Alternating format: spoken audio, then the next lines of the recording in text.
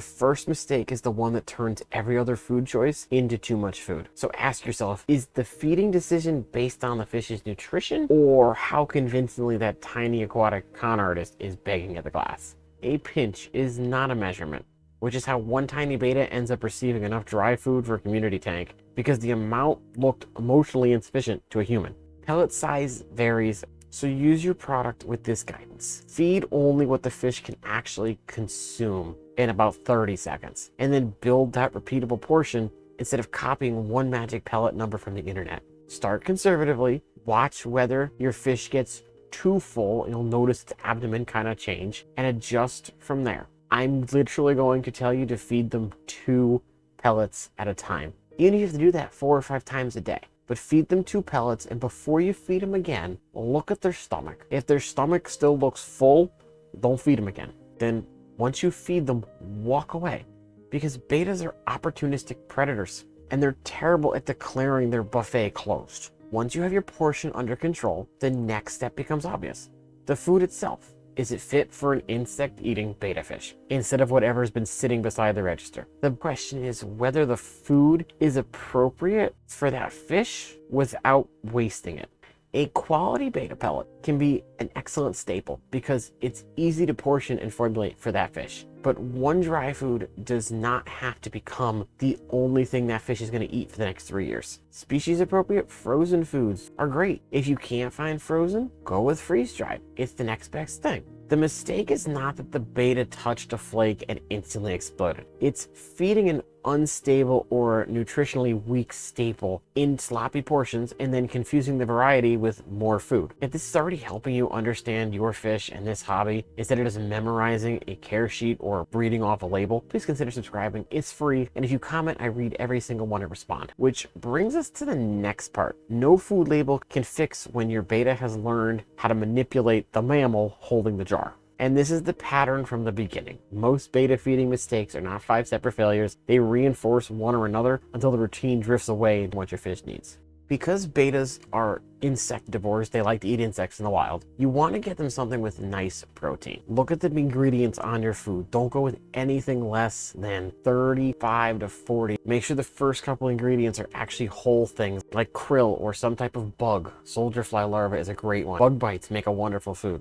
You don't want the filler stuff. Same thing with dog food. You don't want all the filler junk in there. When one food becomes the entire diet, you have a problem. A quality beta pellet can be an excellent staple. Your beta fish comes running to the front of the glass as you approach. Betas are observant enough to associate your approach with feeding, and that enthusiastic wiggle at the front of the glass is evidence that learning happened, not evidence that starvation began 4 hours after breakfast. If your response every time that fish performs its little routine is to feed it, you trained your beta to beg more, and you trained yourself to interpret the begging as an emergency to feed it. This is where the first 2 mistakes join together. An unmeasured portion plus repeated little treats turns a reasonable diet into chronic overfeeding without any meal looking outrageous. Build fixed feeding times so the decision happens before the fish starts campaigning for food. Once the schedule is stable, we can talk about digestion and why constant dry meals leave fewer opportunities to notice when the fish actually needs a lighter day. A beta is an insect-oriented predator, so appropriate whole prey style food can be useful variety and change both moisture content and feeding behavior compared to an exclusively dry food routine. Daphnia, frozen bloodworms, these are commonly used by fish keepers all over the place when they want to give something lighter and more rich. Now obviously you're not feeding your beta a whole brick of frozen food.